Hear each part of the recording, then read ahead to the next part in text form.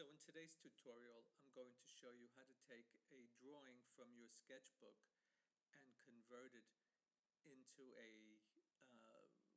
more highly realized sketch for concept art, for something that you might want to show to a client.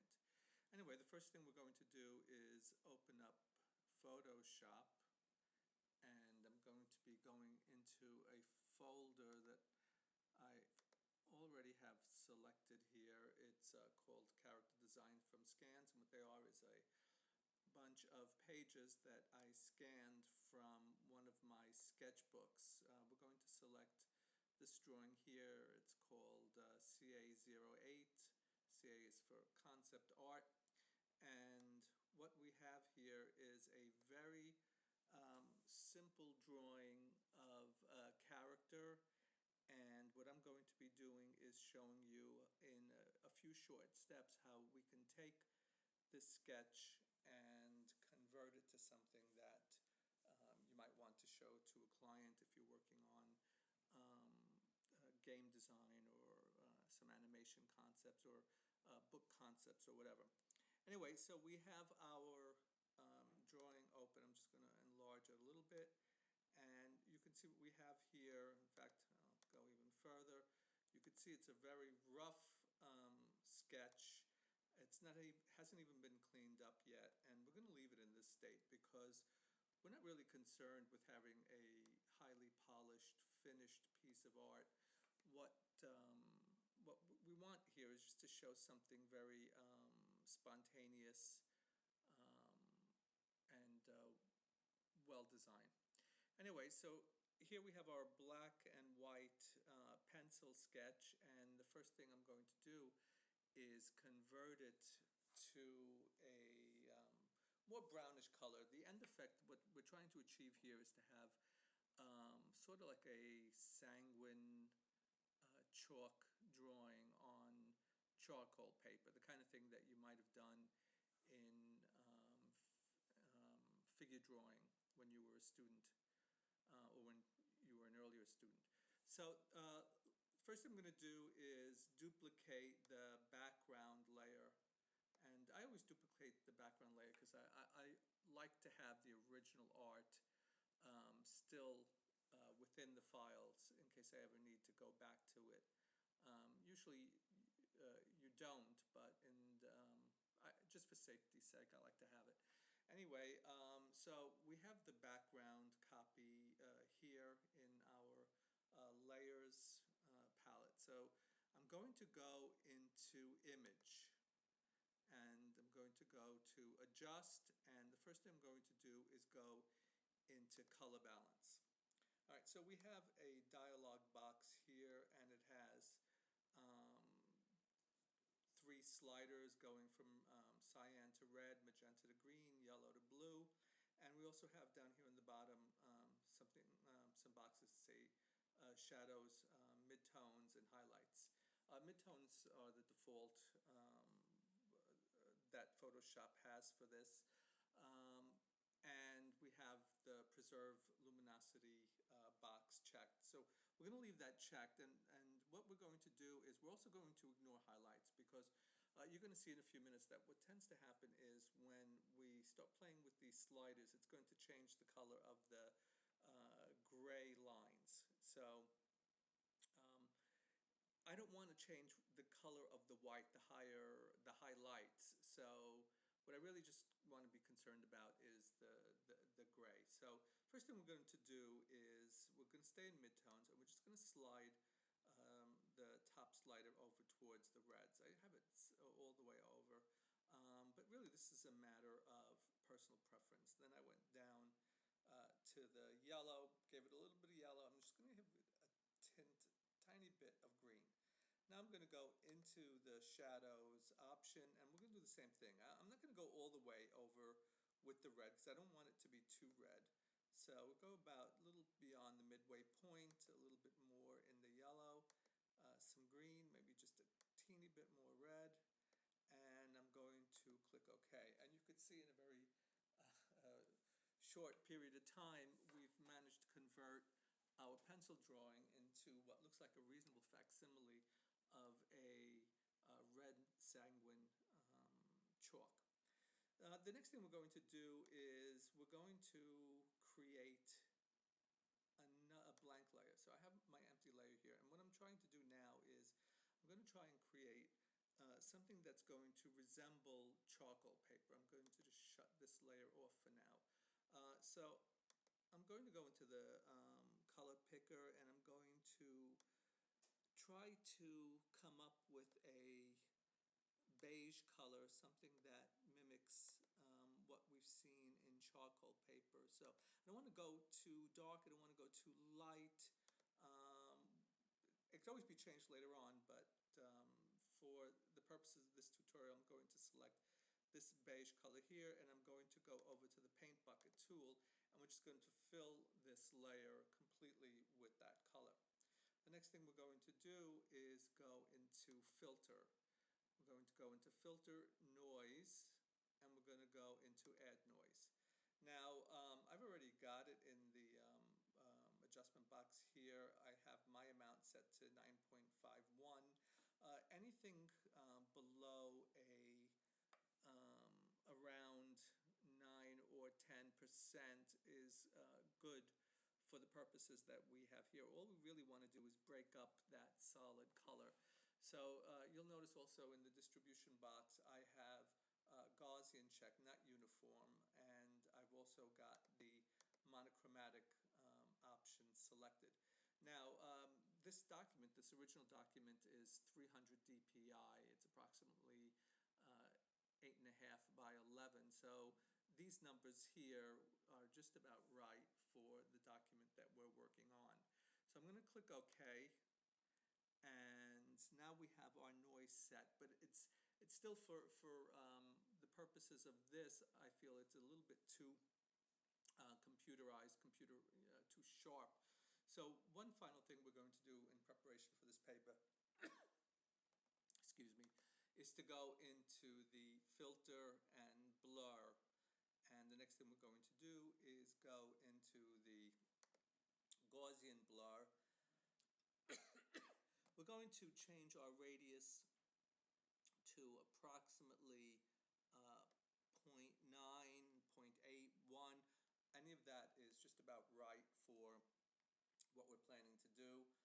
You can see over here that what it did was it blurred that noise a bit. I'm going to click OK. So now what we have here is a reasonable facsimile of charcoal paper.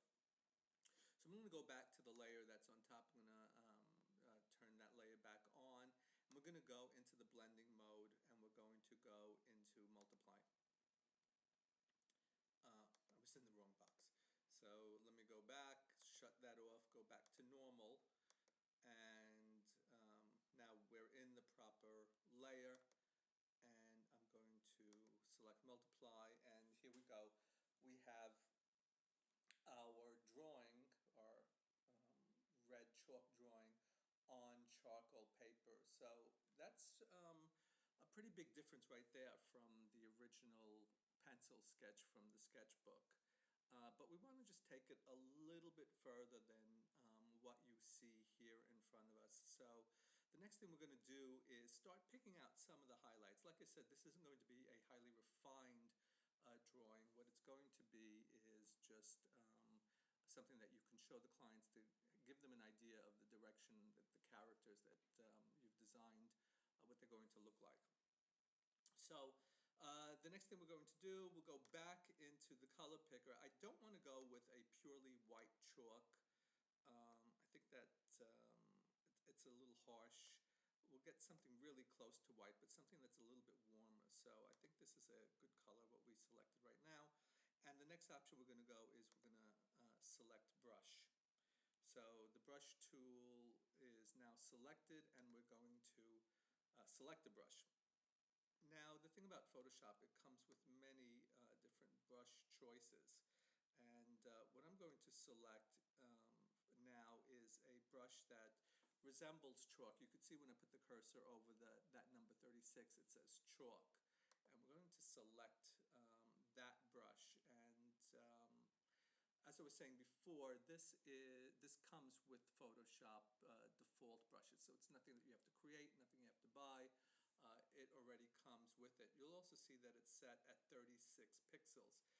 That's a bit small for what we're working on now, so I'm going to just increase the size of the brush, and all right, so we'll go with the diameter of about I don't know, we have about 76. Okay, so this is good. The next thing we're going to do is we're going to just enlarge this drawing for now. Makes it much easier to work from. And we're going to go back to the brush, and we're going to just start. Before we go any further than this, I want to make sure that our opacity level is set much lower. In order to mimic the feel and look of chalk, I want to do a slow build-up of the white highlights. So I've got the chalk now set to about 30. The flow I'm going to leave where it is. And the next step is I'm going to create a blank layer. So we have another layer here, and I'm going to change the blending mode to overlay. And what you're going to see in this tutorial is when we're creating layers that have a lighter color, and we want to create the effect of a lighter color, you want to keep your blending mode to overlay. And when you want to use darker or more intense colors, you would put your blending mode to multiply. So as I was saying, we have the overlay selected, we have our brush, it's at 30% opacity. So now I'm just going to start picking out some areas on the drawing that I want to pop a bit. You could see I'm not trying to color in this drawing like you would a coloring book. I'm just trying to very roughly lay in some highlights so that the drawing itself begins to take on a more three-dimensional look to it. And you can see as I go over and over with the chalk, it becomes more intense, the white. Like I said, I'm not concerned with staying in the lines. What I'm concerned with is just building form. And right now, like I said, it's I'm just trying to pop some of the areas that are closer to the eye, and we're going to create another layer after this that will be that will concern itself more with light. So I'm just going to continue. You can see I'm moving pretty fast.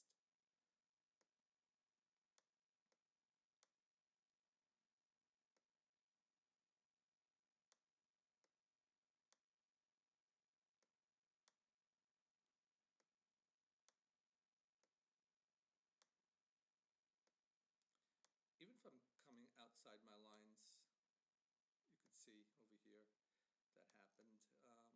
Doesn't matter. Like I said, this is meant to feel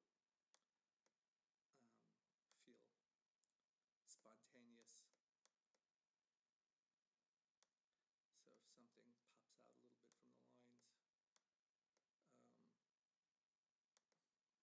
we're not going to worry about it too much.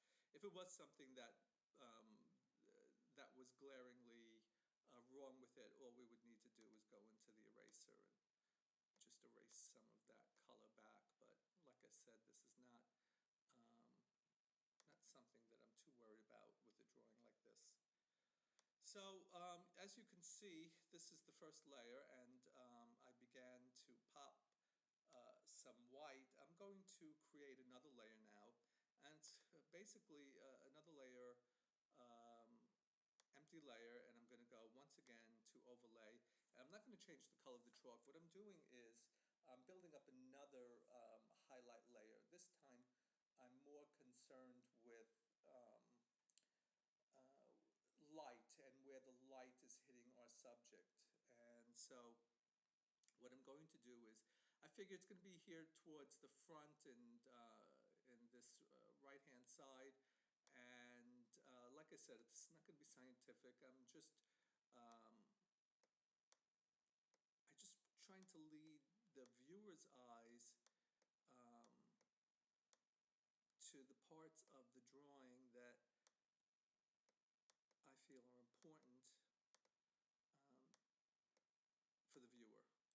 So you can see here that I've begun to build up some areas much more intense with the highlights.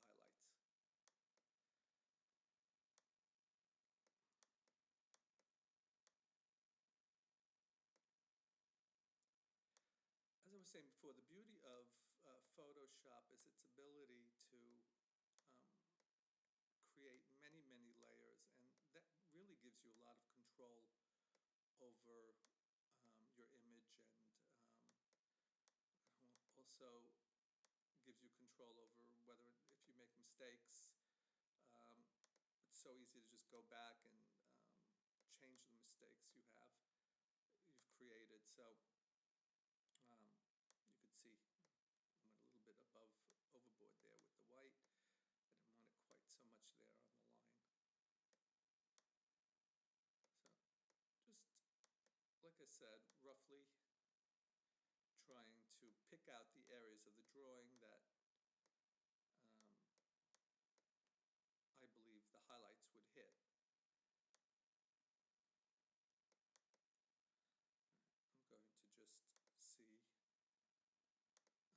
what the drawing is beginning to look like. You can see it's already looking pretty good. The dimensions it's looking very three-dimensional.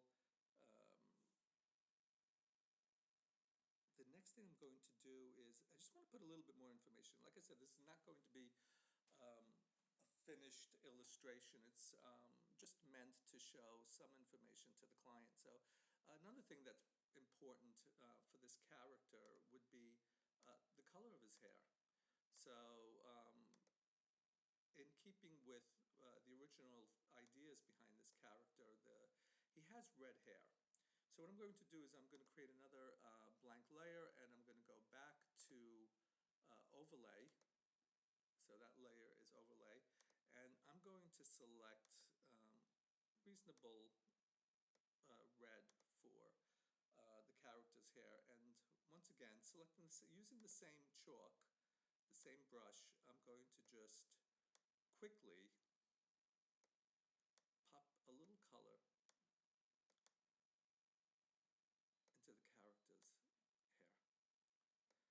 As I was saying before, we don't want to saturate this drawing with a lot of color.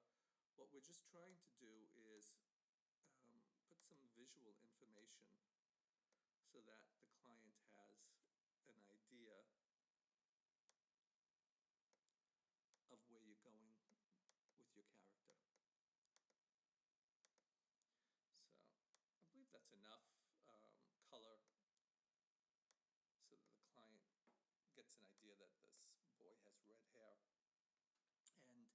And I'm going to put another piece of information in on this drawing, and what I want to do is he's looking very white, and I don't want him to look quite so dead, and I don't want to start overcoloring this drawing. So what I'm going to do is I'm going to create another layer, and once again I'm going to go into the overlay for its blending mode, and I'm just going to put a little blush in on the flesh. So I'm going to select a blush color. Once again, I'm going to stay with the same brush. I'm going to stay with the same opacity of approximately 30, and I'm just going to start putting a little bit of color into the subject's cheeks, maybe a little on his nose, a little on the lips. Basically the areas on the figure that would warm him up a little bit. Like I said, I don't want to go full on color. Just a little bit on the hands, especially around the fingertips.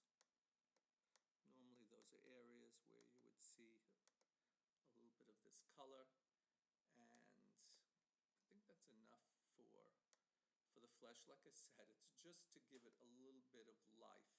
Um, One more piece of information that I would like to include on this before we finish this drawing is I want to work a little bit more on his eyes. Usually that's the focus on character drawing, is the character's eyes, and I want the viewer to focus there just a little bit. Not I don't want to go overboard with it, so I'm going to create another layer, and once more in this layer, what I'm going to do is I'm just going to select a white, and what I want to do is, I'm going to go with the overlay blending mode. What I want to do is make his eyes pop a little bit more, and this brush is way too large now. We're working in much smaller details, so I'm going to go with approximately 17 pixels. And you can see what I'm doing is I'm going into the whites of his eyes, and I'm not making them pure white because that wouldn't be right for any character, actually, because the eyes fall into shadow. But I did want to draw a little bit of attention to it, so I'm adding some white, and the next thing I'm going to do is add some color to the eye itself. Now, I've selected a green, and I'm not going to put this on another layer because there's so little information on this layer. I'm just going to stay in here, and I'm going to put that green into the subject's eyes.